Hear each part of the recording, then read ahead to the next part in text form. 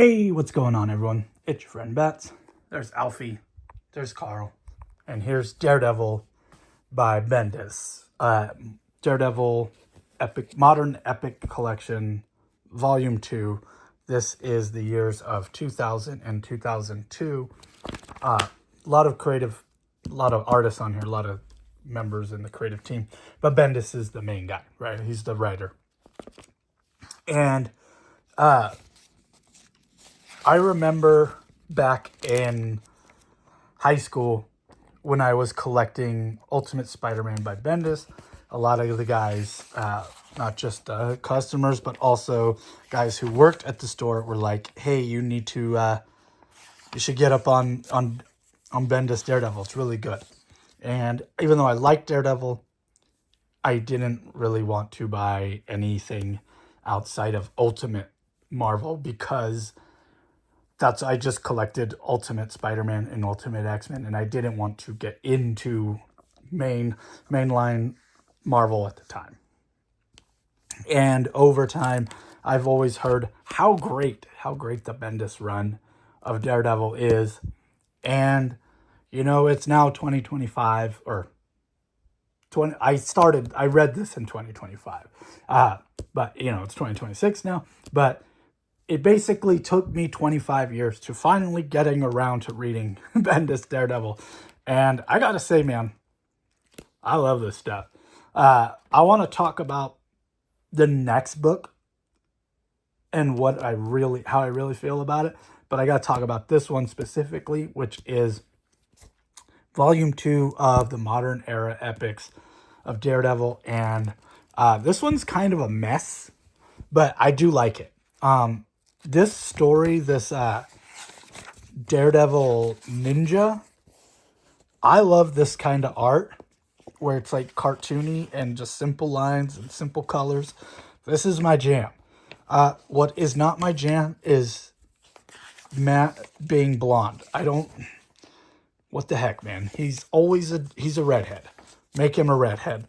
But this story was fantastic. I really liked just the silliness of it and the ninja action. Very fast paced. Really cool story. Felt like a manga. Felt like an anime. And I just enjoy this type of stuff. This like clean, simple, very fast paced ninja action stuff.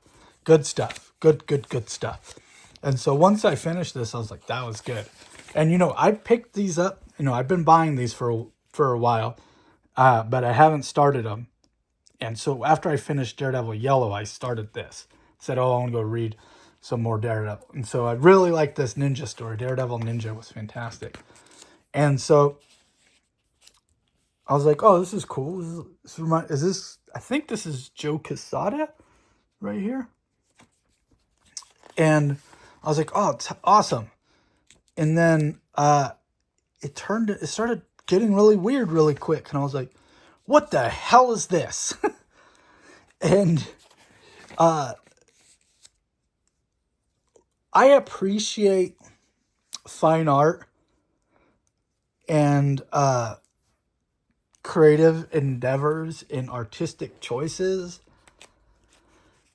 But sometimes I absolutely hate it in comics. And this is one of those times. David Mack is just not my taste. Like, this collage-y stuff in, like, watercolors and coffee stains and stamps and, you know, like, manila envelope tears and like weird like what the hell is going on, man? It was a good story. I'll say, like, Bendis wrote a good story in here. Like, you can follow the story, but the art in this story is rough for me, at least. Like, I did not enjoy this at all.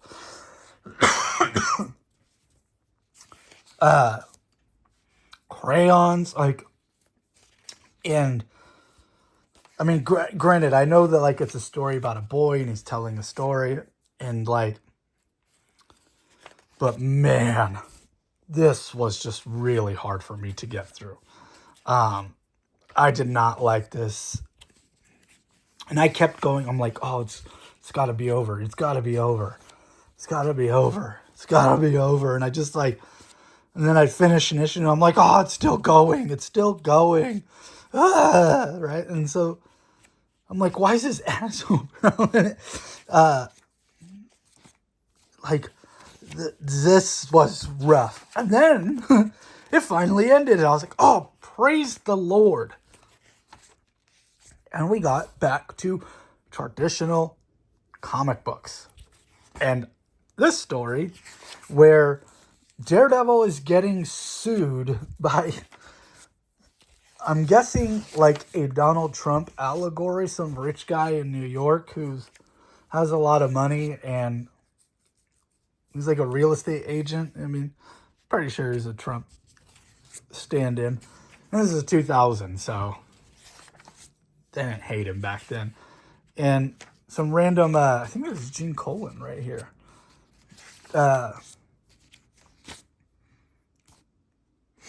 And so, Daredevil's being sued by this guy, and Matt's representing him. So basically, like, Matt has to take the job to make sure that they don't dig too deep into Daredevil's life, essentially. And it's crazy. It's crazy. The Jester shows up. Everything, you know, he serves Daredevil. It's a wacky story. It's like, it's borderline camp. And it's a wordy story. It is a wordy story, but I did really like it. And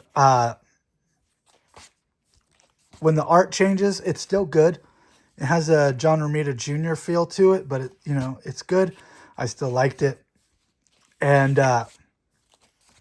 I do enjoy the courtroom drama stuff. It gets wacky where this other guy shows up out of nowhere and he's like, haha, I'm actually Daredevil, and like takes the fall for Matt. And Matt's in the courtroom while this is happening, and Daredevil, and it's Daredevil it's just crazy. But it's fun. And then when we finally get to the Alex Maleev stuff, this is where the book becomes the book. And once I got to this part, I started zipping through this. And this is just, man. I really want to talk about it more in the second volume, where Daredevil, the Bendis, Alex Maleev, Daredevil, but basically like Kingpin is back in town, and he's sending out like Elektra and Bullseye after Daredevil, and this thug finds out that who Daredevil is, and he's just like, you're telling me the Kingpin doesn't do anything about this? And so he concocts this plan of outing Daredevil, or of using, killing the Kingpin with his made men, and they do the job. They kill him, but they don't actually finish the job. So they almost kill him, and the dude ends up ratting to the feds who Daredevil is to try to get himself out of trouble because he got caught, essentially. So, but I wish I would have listened when I was in high school to read Daredevil back then. But I think in retrospect, I'm really glad that I'm reading this now as a 40-year-old, because I feel like I appreciate comics differently at 40 versus 15. And yeah, this was good. This is good. If you haven't got this yet or read this yet, do it now. All right, thanks for watching. Peace.